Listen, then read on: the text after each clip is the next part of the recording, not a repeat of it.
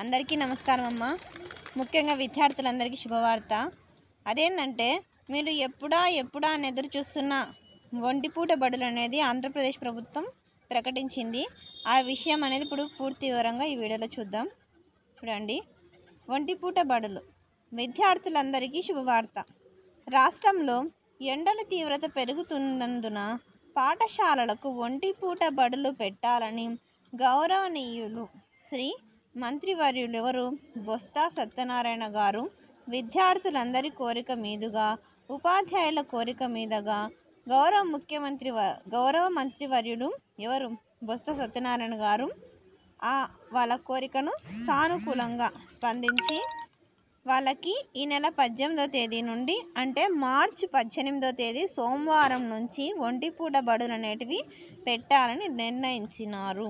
అంటే ఆంధ్రప్రదేశ్ విద్యార్థులందరికీ మార్చ్ 2024 సంవత్సరం మార్చి 18వ తేదీ సోమవారం నుంచి ఒంటిపూట బడులు అనేటివి ఆంధ్రప్రదేశ్ ప్రభుత్వం నిర్వహిస్తుంది. అందరికీ ధన్యవాదములు.